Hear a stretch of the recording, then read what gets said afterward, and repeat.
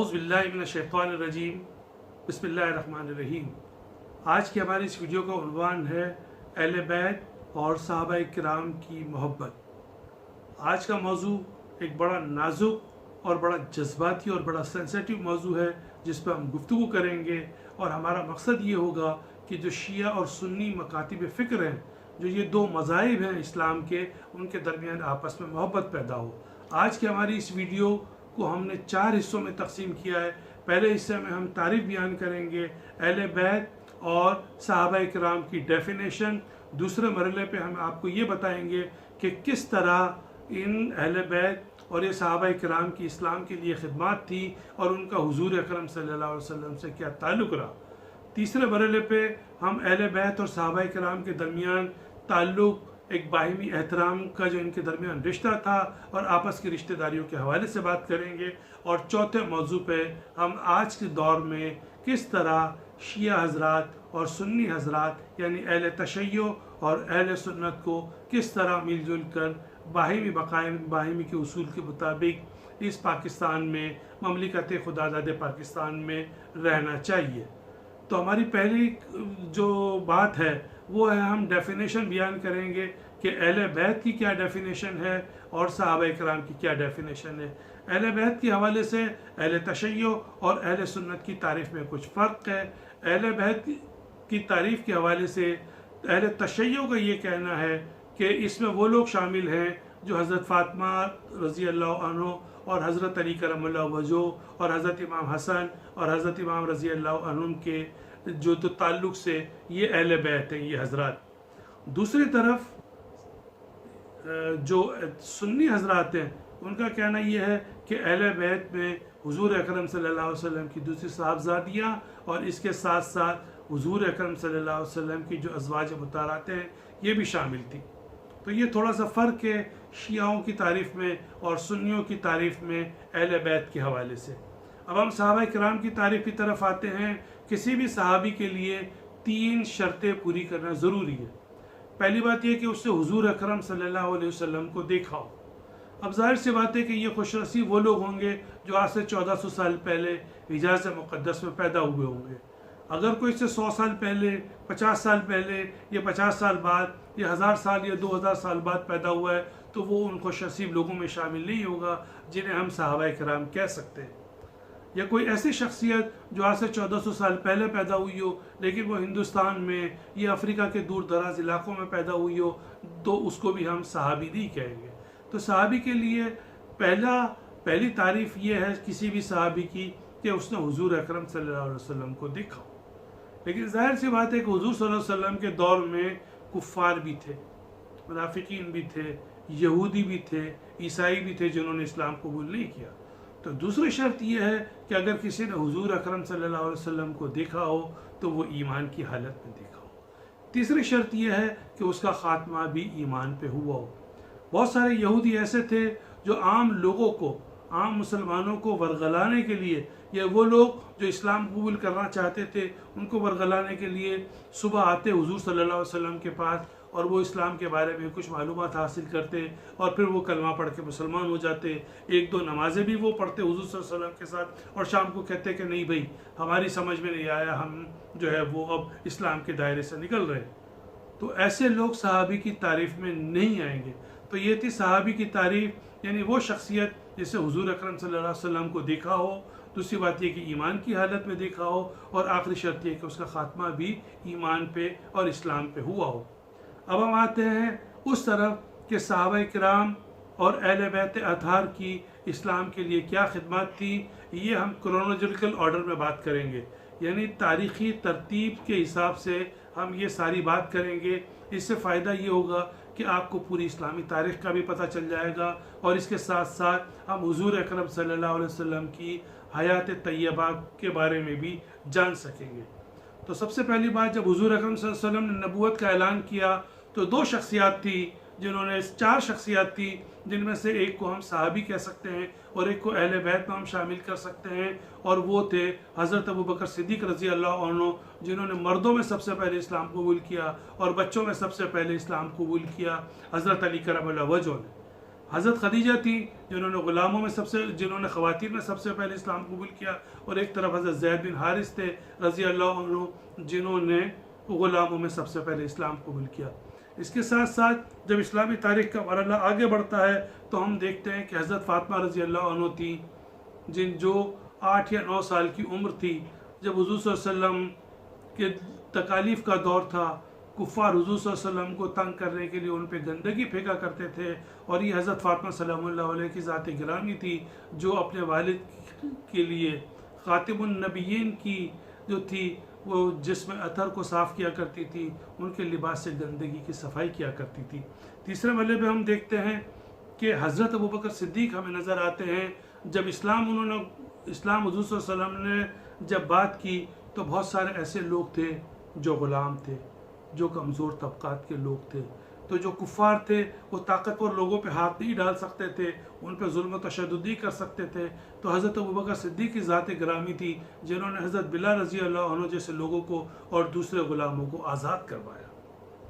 चौथे मरहले पे हम ये देखते हैं कि हमें किरदार नज़र आता है हज़रत अली के भाई हज़रत जाफ़र का, जो नजाशी के दरबार में गए। जिस तरह उन्होंने ज़हानत से और जिस तरह अक्लमंदी से मुसलमानों को वहाँ तक पहुँचाया और जो तकरीर की उन्होंने नजाशी के दरबार में, वो इस्लामी तारीख़ के माथे का एक झूमर है।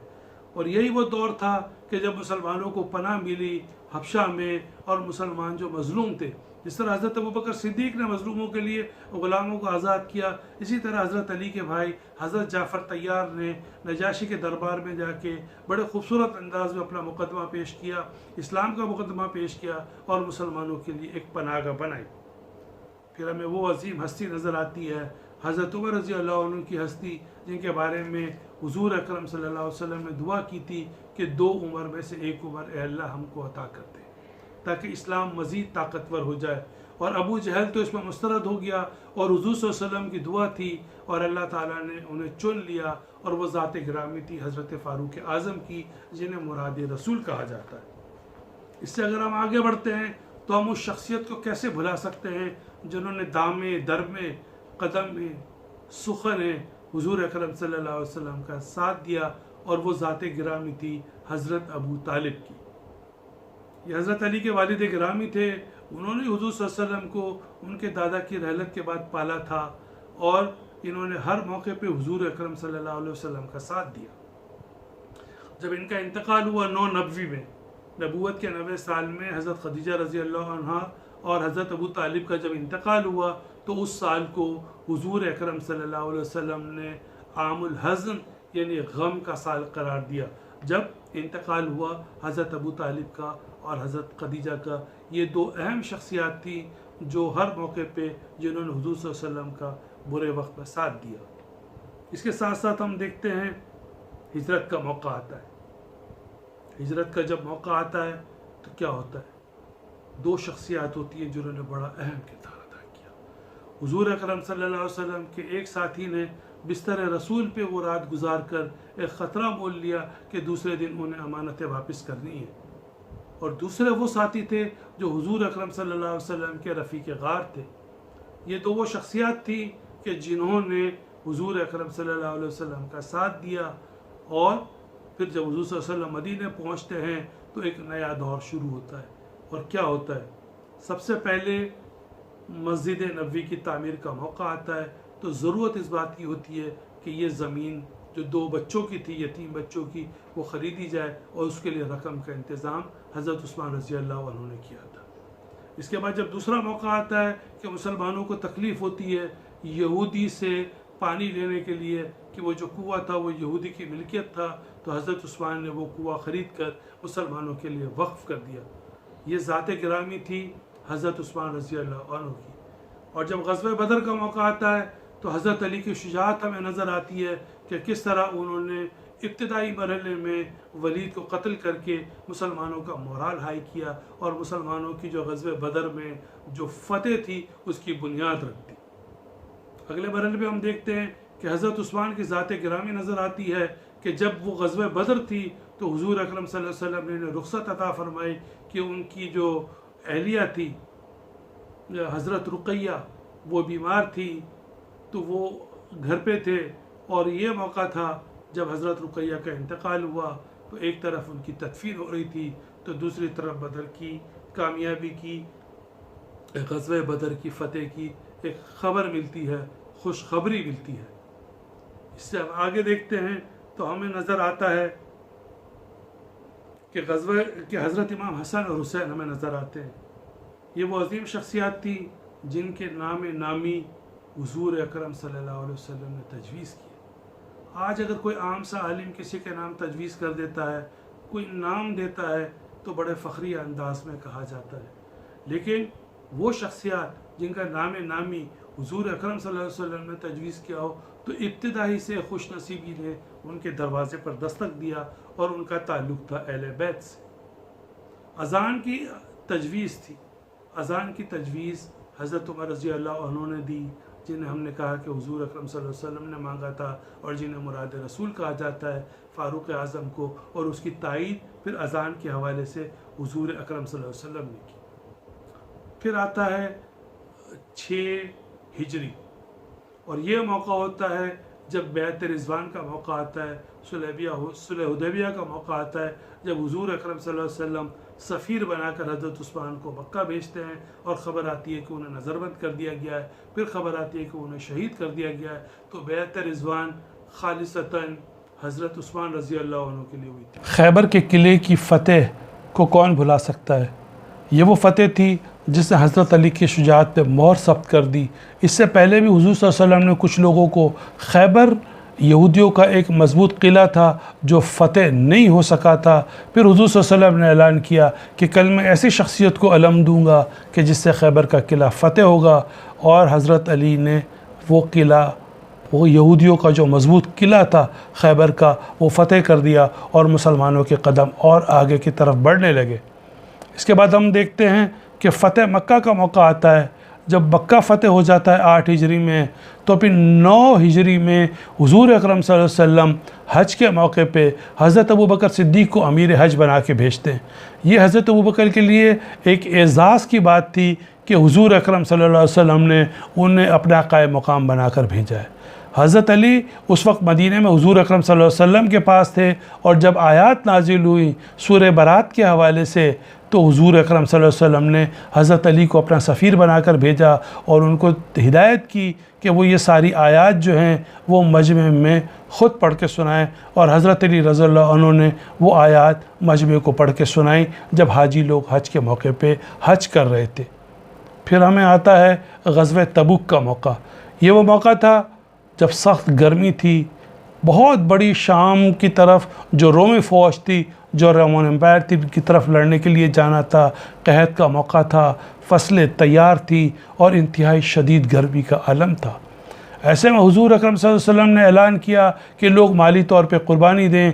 यही वो दौर था जब हज़रत उमर रज़ी अल्लाह अन्हु अपने घर का आधा सामान लेकर आ गए, और यही वो मौका था जब हज़रत अबू बकर सिद्दीक़ ने अपने घर का पूरा सामान हुज़ूर अकरम सल्लल्लाहु अलैहि वसल्लम की खिदमत में पेश कर दिया। इसी को हज़रत अल्लामा इकबाल ने अपने शेर में कहा था कि सिद्दीक़ के लिए तो है बस, सिद्दीक़ के लिए तो है खुदा का रसूल बस।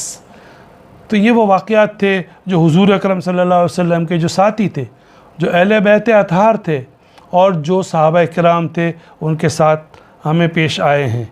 और फिर आखिरी बात कि हम देखते हैं कि हुज़ूर अकरम सल्लल्लाहु अलैहि वसल्लम के निकाह में हज़रत हफ्सा भी थी जो हज़रत उमर की बेटी थी, और हज़रत आयशा रज़ी अल्लाह अन्हा थी जो हज़रत अबू बकर सिद्दीक़ की साहबज़ादी थी। और फिर हुज़ूर अकरम सल्लल्लाहु अलैहि वसल्लम का जब विसाल हुआ तो वो भी हज़रत आयशा का हुजरा था। तो हमें पै दर पे इस्लामी तारीख़ में नज़र आता है कि सहाबा किराम ने भी अपना किरदार अदा किया इस्लाम की खिदमत के लिए, और अहले बैत अतहार ने अता किया। अब उस तरफ आते हैं कि वो क्या उनके दरमियान बाहिमी ताल्लुक़ था, क्या मोहब्बत थी अहले बैत के दरमियान और सहाबा किराम के दरमियान। तो सबसे पहले हमें नज़र आता है कि जब हज़रत अली रज़ी अल्लाह अन्हु और हज़रत फ़ातिमा रज़ी अल्लाह अन्हा का जब निकाह हो रहा था, तो हज़रत अली ने अपने ख़र्चे से जो उनके पास ज़रा थी वो फ़रोख्त करनी चाहिए, तो वो ज़रा जो थी वो हज़रत उस्मान रज़ी अल्लाह अन्हु ने ख़रीद ली। इस तरह हज़रत अली का निकाह हुआ और कुछ अरसे के बाद हज़रत उस्मान रज़ी अल्लाह अन्हु ने वो ज़रा जो थी, जो हज़रत अली की थी, वो तोहफ़तन उनको वापस कर। हज़रत उमर रज़ी अल्लाह अन्हु के बारे में हम देखते हैं कि वो किस तरह अहले बैत का इकराम किया करते थे। अरब के अंदर ये था कि किसी से नाम लेके नहीं पुकारा जाता था। अगर नाम लेके पुकारने की बजाय अगर कुनियत से पुकारा जाए तो ये एज़ाज़ की बात थी। जैसे हज़रत अबू बकर सिद्दीक़ की कुनियत थी अबू बकर, नाम उनका कुछ और था लेकिन उनकी कुनियत थी। तो हज़रत उमर जो थे वो हज़रत अली को अबुल हसन, जो उनकी कुनियत थी, यानी हसन का बेटा। हज़रत इमाम हसन रज़ी अल्लाह अन्हु के हवाले से हज़रत अली रज़ी अल्लाह अन्हु की ये कुनियत थी अबुल हसन, जो हज़रत उमर उनको उस नाम से पुकारा करते थे। फिर हम ये भी देखते हैं कि हज़रत उमर की वो शख्सियत थी जिन्होंने जब वजीफ़ा मुकर्रर करने का मौका आया, जो बदरी साहबा थे, तो हज़रत उमर ने इनके लिए वही वजीफ़ा मुकर्रर किया हज़रत इमाम हसन और इमाम हुसैन के लिए जो बदरी साहबा का था। एक रिवायत ये है कि हज़रत फ़ातिमा रज़ी अल्लाह अन्हा की नमाज़ जनाज़ा हज़रत अबू बकर सिद्दीक़ ने पढ़ाई, और एक रिवायत है कि हज़रत फ़ातिमा रज़ी अल्लाह अन्हा की नमाज़ जनाज़ा हज़रत अली करमल्लाहु वजहहु ने पढ़ाई। इराक़ से आई हुई क़बा हज़रत उमर रज़ी अल्लाह अन्हु जब खलीफा थे तो उन्होंने हज़रत इमाम हसन की नज़र की। और आखिर में हम देखते हैं कि जब हज़रत उस्मान के घर बलवाई हमला आवर हो रहे थे तो वो कौन थे जिन्होंने हज़रत उस्मान के घर पहरा दिया। यह हसनैन करीमैन की ज़ात गिरामी थी। ये दोनों भाई थे हज़रत इमाम हसन और इमाम हुसैन, जिन्होंने हज़रत उस्मान के घर पहरा दिया। तो इस सारी बातों का मकसद ये है कि हमें पता चले कि ये जो मुसलमान हैं आपस में, जो इस्लाम जो जिस तरह फैला है, इसमें सहाबा इकराम का भी किरदार था और अहले बैत अतार का भी किरदार था। आज हम पाकिस्तान में शिया हज़रात भी हैं, सुन्नी हज़रात भी हैं। आपस में मोहब्बत का तकाज़ा ये है कि आपस में एक दूसरे का एहतराम किया जाए और उन तारीख़ी वाक़यात को बयान करने से, उन इख्तलाफी वाक़यात को बयान करने से गुरेज़ कर किया जाए जिससे दूसरे फ़िरके की दिल आज़ारी होती हो। आजकल ये इंफॉर्मेशन टेक्नोलॉजी का दौर है, हर एक के हाथ में ये कैमरा है, हर चीज़ जो है वो रिकॉर्ड हो जाती है, फिर हर चीज़ वायरल हो जाती है और फिर मसाइल पैदा होते हैं। तो हमारा मकसद ये था आज की वीडियो का कि शिया और सुन्नी हज़रात करीब आएँ, इस्लामी जमहूरियत पाकिस्तान को मिलकर तरक्की याफ्ता बनाएँ। और यही बातें थी, कुछ बिखरे हुए ख़यालात के साथ, कुछ मुंतशिर से जज्बात के साथ, और इस दुआ के साथ और इस ख्वाहिश के साथ कि अगर आपको वीडियो पसंद आई है तो आप इसको लाइक कीजिए, शेयर कीजिए और सब्सक्राइब कीजिए। बहुत शुक्रिया।